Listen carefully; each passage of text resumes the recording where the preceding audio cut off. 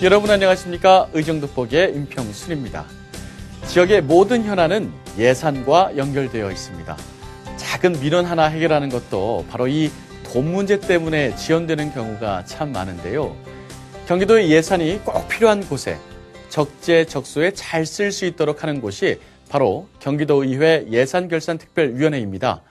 의정돋보기 오늘의 주인공 예산결산특별위원회 간사를 맡고 있는 조광명 의원인데요.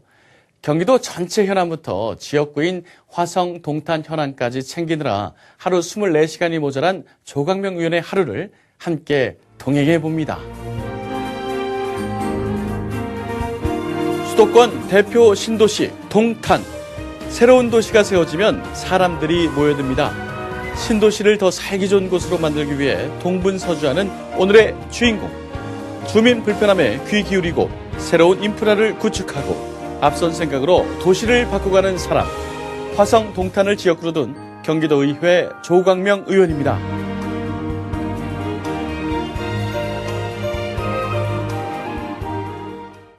조광명 의원을 만난 곳은 동탄 2신도시 119 안전센터 기공식 현장. 동탄면 목리의 문을 열게 될 동탄 2신도시 최초의 119 안전센터입니다. 조광명 의원은 동탄 2신도시 119 안전센터 조기 착공을 위해 누구보다 노력해왔는데요. 동탄 2신도시는 지난 2015년부터 입주를 시작했지만 그동안 소방서와 119 안전센터가 없어 대형 화재나 각종 사고에 대한 주민 불안감이 큰 지역이었습니다. 하지만 경기도 예산 사정으로 건립이 계속해서 지연되고 있었던 상황이었죠. 이제 동탄 2신도시는 계획 인구가 28만인데요. 사실상은 한 35만 정도가 입주하는 곳인데 소방서가 없습니다. 지난번에 그 경기도가 평가했을 때 우선순위에 동탄의 119센터 만드는 것이 4순위였습니다. 재정 여력이 없으니까 2순위까지만 재정 지원하겠다고 그래서 굉장히 어려운 문제에 봉착했고, 그래서 많은 분들께 찾아가서 상의를 드리고 그분들의 동의를 받아가면서 이 예산을 반영하게 됐고요. 지난해 12월 발생한 동탄 2신도시 내 초등학교 화재 사고 당시 8km가량 떨어진 동탄 119 안전센터에서 신고 접수를 받고 출동했지만 인력과 장비가 부족해 화재 진압을 하기에는 역부족이었습니다. 근데 사실 신도시가 만들어지고 계획할 때 소방서를 계획하지 않은 곳은 동탄 신도시밖에 없습니다. 소방은 광역지자체 업무이다 보니까 소방서 신설하고 그러니까 모든 비용을 경기도가 져야 되니까 이것을 유기적으로 잘 해결하지 못한 것이죠. 국가가 처음부터 같이 계획하게 했으면 아마 소방서가 들어오고 예산도 반영됐을 텐데 그런 아쉬움이 있습니다. 지금이라도 저는 동탄에 소방서가 반드시 신설돼야 된다 이렇게 생각하고 있습니다. 조광명 도의원님의 축사가 있겠습니다. 축사를 위해 단상에 오르는데요. 얼마 전 있었던 동탄 메타폴리스 화재 사고에 대한 안타까움부터 전합니다. 명품의 상징이나 무슨 발전의 상징, 신도시의 상징 이런 게 있는데 그게 화염에 이렇게 그 연기에 이렇게 휩싸여 있는 사진 하나가 우리를 참 마음 아프게 했습니다. 여전히 동탄 내 소방서 건립에 대한 아쉬움이 남는 조광명 의원. 축사에도 그런 아쉬운 마음이 묻어나는데요. 지금 하나밖에 없는데 신도시가 만들어지고 나서 신도시를 계획한 단계에서 소방서를 계획하지 않은 곳은 동탄 신도시밖에 없다. 저희가 이제 건의를 동탄 신도시 소방서 건립을 위해 계속해서 노력할 것을 다짐합니다. 이곳 119 안전센터는 연면적 2,344제곱미터, 지상 2층 규모로 지어지는데요. 오는 12월 완공되어 운영에 들어갈 예정입니다. 주민들의 소중한 생명과 재산을 지켜줄 119 안전센터. 역사적인 첫 삽을 뜨는 순간 기분은 어땠을까요? 그러면 굉장히 뿌듯합니다. 이 119 센터가 갖는 상징성이 있습니다. 지금은 파출소보다 모든 문제가 생기면 소방서를 찾게 되거든요. 119라고 하는 번호가 우리의 안심번호입니다. 우리가 살고 있는 우리 아파트 옆에 119 센터가 있다라고 하는 것만으로도 주민들 입장에서 굉장히 안심이 되죠. 그래서 아마 많이들 기뻐하시는 것 같습니다. 저도 그 기뻐하시는 모습 보니까 뿌듯하고 기분 좋습니다. 저기 이번에는 행사장을 찾은 주민들과 함께 이야기를 나누는데요. 특히 우리 동탄 이 신도시는 이제 30만이 넘잖아요. 30만이 넘는 도시에 이 소방서가 없다는 게 말이 안 돼. 그러니까 분당 신도시, 일산 신도시 이런 데는 다 신도시 계획할 때부터 그 소방서를 계획했는데 동탄 신도시는 빠졌어요. 입주 초기 신도시인 만큼 아직 여러 가지 인프라가 부족한 동탄 이 신도시. 주민들의 불편 사항과 궁금증이 쏟아집니다. 이거 학교 문제도 저희 있는 학교도 네. 되게 관심이 많거든요. 그러게요. 아파트는 짓는 건 짓는데 학교는 그러니까 그 교육부에서 이거 허가를 안 해주니까 예산을 안 주니까 시점이 안 맞는 거예요. 그렇다고 학교를 안 짓는 건 아닌데 계속 항의하고 주민들 질문에 성의껏 대답하는 조광명 의원. 주민분들 참 든든하시겠어요. 주민의 안전을 위해서 굉장히 많은 시민들이 수고하던 사업이었는데 일단 이렇게 첫 삽을 떼어서 지어진다고 하니까 굉장히 기쁘고요. 제2의 센터, 제3의 센터가 또 계속 들어와서 주민들이 안심하고 이렇게 어떤 화재 시에 즉각적으로 대응해 올 수 있겠다 하는 안심감을 가졌으면 좋겠습니다. 주민들뿐만 아니라 소방 관계자들과 이야기를 나누며 필요한 부분은 없는지 세심하게 챙기는데요. 이번에 올릴 때 같이 올려주세요. 예. 그러면 이번 추경에 올려요? 예. 추경 올려주세요. 제가 심의 어제 잘할게요. 그래서 예산 담당관실에서 나왔습니다. 당분간은 여기 주민 안전을 위한 소방 예산 확충에도 이거 관심을 가질 것을 약속합니다. 해야 되니까 행사가 끝나고 바쁘게 어디론가 이동하는데요. 생략이 된 거죠. 이번에는 어디로 가는 걸까요? 그래서 경기도시공사가 동탄 이 신도시의 사업을 LH하고 같이 하는데요. 8대2 정도 지분으로.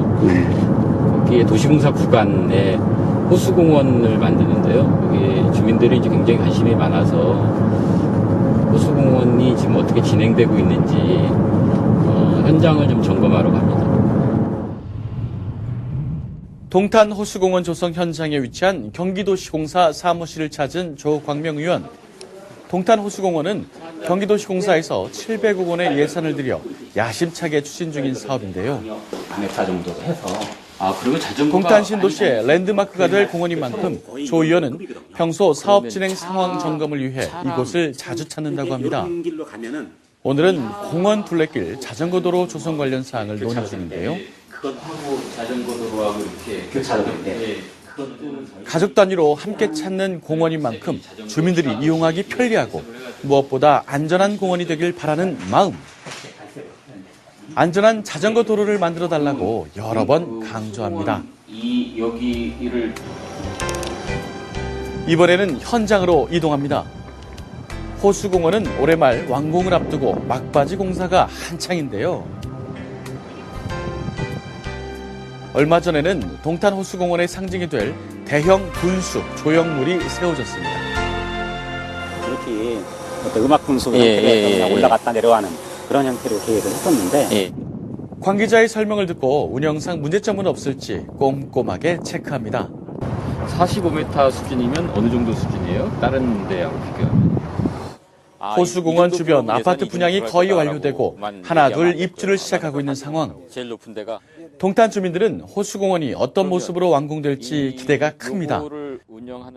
그런 주민들의 마음을 대변하듯 조 의원의 질문이 한참 동안 이어집니다. 이 문제에 대해서 필요성에 대해서 좀 얘기하고 주민들 입장에서 보면 아무래도 최고의 공원이라고 하는 것들을 요구하게 되고 지금 주민들이 요구하는 것은 그런 기대를 나타내는 것이긴 하는데요.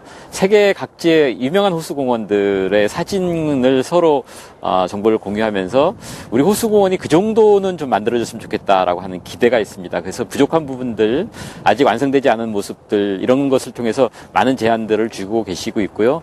그런 것들을 우리 도시공사가 주민들의 의견들을 잘 수렴해서 최대한 반영하려고 노력하고 있습니다. 오는 6월 분수 시험 가동을 시작으로 서서히 제 모습을 갖추게 될 동탄 호수공원. 조광명 의원은 이곳이 동탄 주민들은 물론 경기도민 누구나 찾아와 편안하게 휴식을 취하고 다양한 볼거리를 즐길 수 있는 최고의 호수공원으로 완공될 수 있도록 힘을 보태고 있습니다. 주민들께도 설명회를 좀 개최했으면 좋겠다라고 제가 제안을 했고 4월 달 중에 주민들을 모시고 주민대표를 모시고 호수공원이 어떻게 만들어지고 최종적으로 어떻게 가져갈지에 대한 설명을 하고 부분적으로 이제 주민들의 요구들을 반영해 나갈 그런 계획을 갖고 있습니다. 주민들의 기대와 희망을 모아 더 좋은 호수공원을 만들어 달라고 도시공사 직원들에게 당부의 말을 전하는 조광명 의원. 오랫동안 공원을 둘러보며 더 살기 좋은 도시를 만들어 나갈 것을 다짐해 봅니다.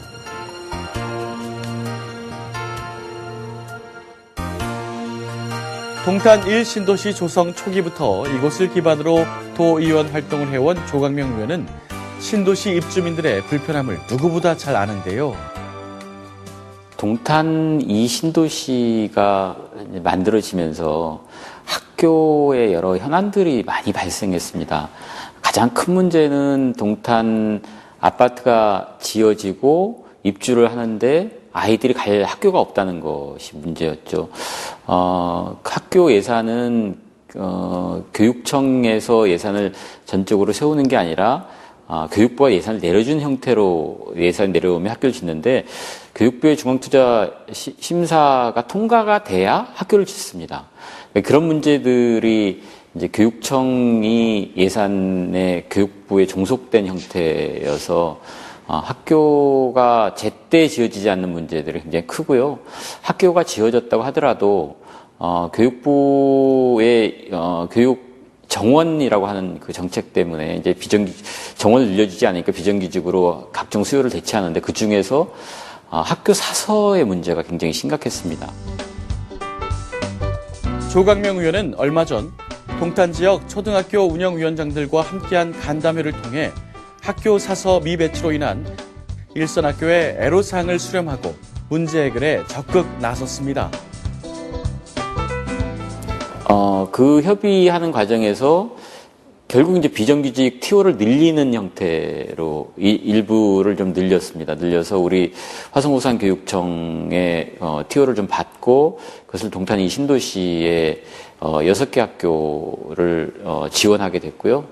학부모들이 굉장히 고맙게 생각했습니다. 도저히 뭐 벽같이 아무리 두드려도 열리지 않았던 것을 우리 학교 운영위원장들과 함께 교육청 공무원들 함께 노력하면서 예산부서도 많은 부분에서 이제 힘을 실어주고 그렇게 하면서 초등학교와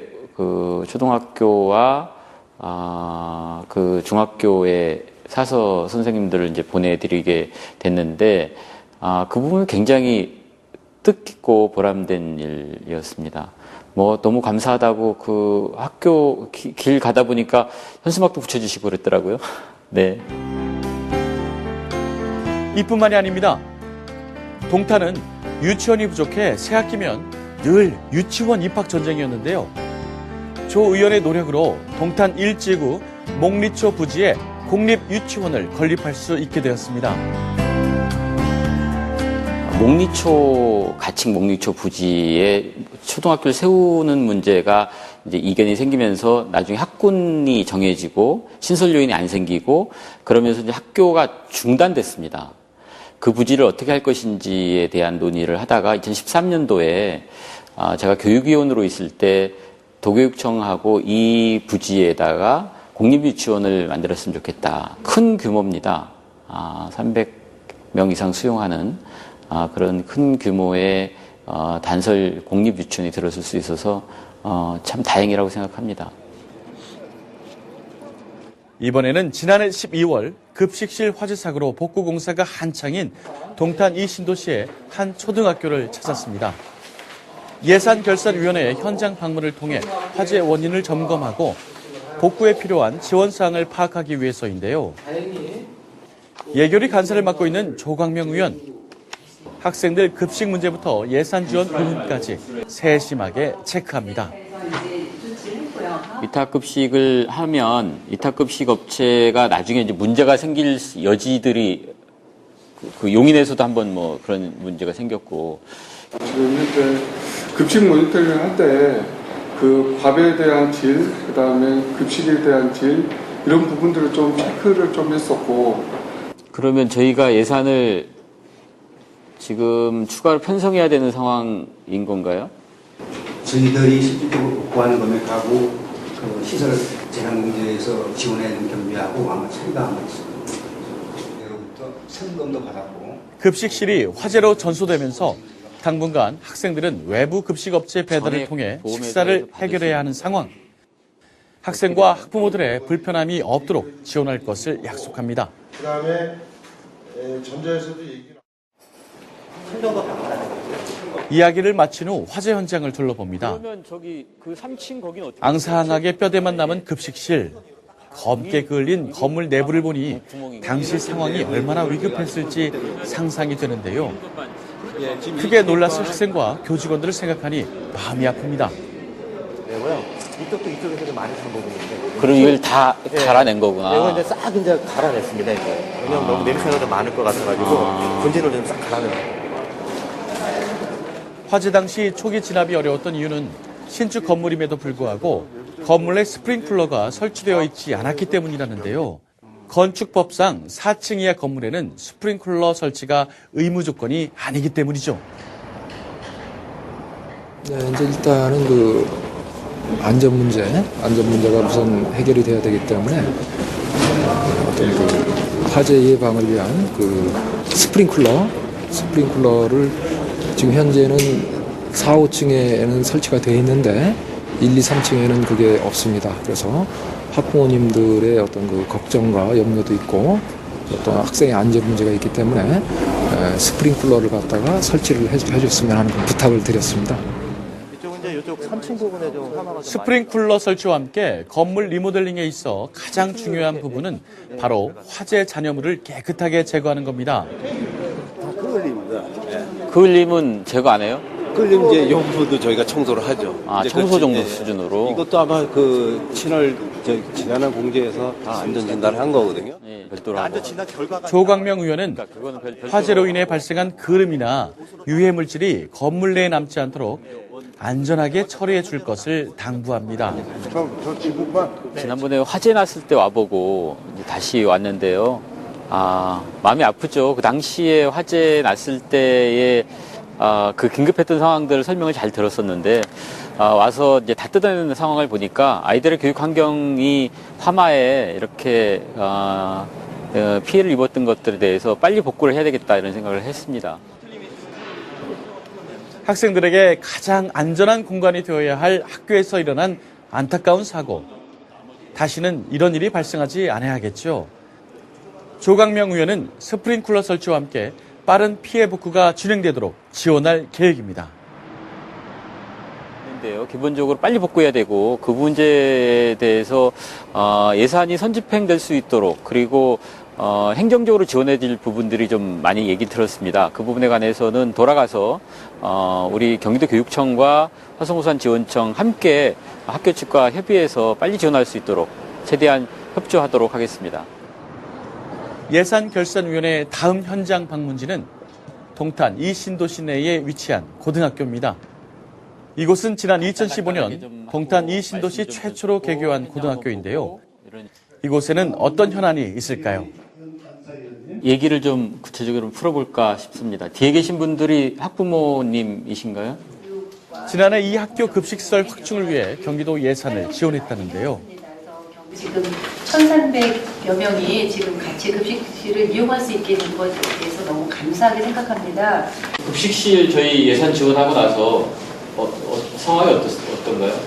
아이들이 좀 휴식의 공간이 되고 인성적인 현안과 관련해서 여러 가지 말씀 좀 주시면 잘 듣도록 그렇게 하겠습니다. 예산이 꼭 필요한 곳에 잘 쓰였다는 이야기를 들으니 조광명 의원님 뿌듯하실 것 같은데요. 하지만 학부모님들의 감사 인사도 잠시 신설 학교인 만큼 처리해야 할 현안이 많습니다. 간담회를 마치고 모두 함께 학교 급식실로 향합니다. 처음에 여기가 없어가지고 400에서 바람이 워낙 뻥뻥 뚫려가지고 이게.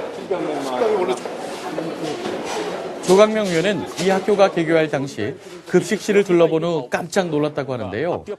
공간이 개방되어 있어 냉난방이 제대로 이루어지지 않았던 좁은 급식실에서 밥을 먹어야 하는 학생들 생각에 걱정이 컸다고 합니다. 네, 지난번에 학교가 동탄중앙고등학교 개교했을 때 와봤습니다. 와봤더니 이 공간이 뻥 뚫려 있어서 추운데 아이들이 밥 먹으러 가고 비가 와도 그냥 가야 되고 그래서 이 공간을 아이들이 함께 그 따뜻하게 밥을 먹을 수 있는 공간이었으면 좋겠다라는 생각이 들어서 그때부터 교장 선생님하고 협의하고 예산을 지원하게 됐습니다. 와보니까 정말 좋네요. 네, 예산 지원 잘했다는 생각이 듭니다. 더 넓고 쾌적한 공간으로 새롭게 태어난 급식실. 밥을 먹고 잠시 휴식을 할 수 있는 넓은 테라스도 생겼는데요. 우리 아이들이 이곳에서 멋진 꿈을 키워가겠죠? 이 시설이 또 이렇게 증축이 되고 나니까 아이들이 이제는 순차적으로 빨리빨리 먹고 또 이제 시설에 또 테라스까지 또 이렇게 적용이 돼서 아이들이 밥 먹는 거가 굉장히 중요하잖아요. 고등학생이 공부하는 데서. 즐겁게 그 시간에 또 빠른 시간에 잘 먹을 수 있고 또 휴식 시간까지 또 이렇게 활용할 수 있는 공간이 되어줘서 학부모로서 너무 만족하고 너무 감사드립니다. 여기를 평상시 아이들 살기 좋은 도시. 주민들이 행복한 도시를 만들기 위해 앞장서는 조강명 의원의 모습에서 경기도와 동탄의 밝은 미래를 봅니다. 아직은 저는 정말 희망을 만드는 정치인이 되고 싶습니다. 이제 정치는 좀 달라질 수밖에 없다. 토대가 달라졌고 그것을 이미 우리가 확인했고 안 되면 대통령도 바꿀 수 있는 나라가 되어 있고 그래서 이제는 정치의 패러다임을 바꿔야 되는 것이고 그래서 정치, 제가 생각하는 정치, 제가 앞으로 해야 될 정치도 결국 그 속에서 저의 정치의 모습을 좀 찾아가야 되는 것이 아닌가. 시민과 함께 시대의 흐름과 함께 하는 정치인, 그런 사람이고 싶습니다. 희망을 만드는 정치인. 기존과는 다른 정치인이 되고 싶다는 조광명 의원. 정치를 통해 주민들이 꿈과 희망을 이루어갈 수 있도록 더 열심히 뛰어주길 바랍니다. 요즘은 어떤 민원이 생기면 관공서 문도 두드려보고 인터넷에 올려보기도 하지만 해결하기란 쉬운 일이 아닙니다. 이렇게 개인이 사회를 바꾸는 것은 참 어려운 일이죠. 하지만 방법이 아주 없는 것은 아닙니다. 바로 우리 손으로 뽑은 정치인이 우리의 목소리를 대신해주기 때문이죠. 조강명 의원은 본인의 의정활동을 사회구조를 바꾸는 일이라고 했습니다. 그리고 그 중심에 사람이 있다고 답했습니다. 주민들을 대신해 민원을 해결하고 주민들이 원하는 방향으로 사회를 바꾸어가면서 정치가 희망이라는 것을 보여주는 조광명 의원. 앞으로의 행보를 기대해 보겠습니다. 의정돋보기 오늘 순서 여기까지입니다. 시청해 주셔서 고맙습니다.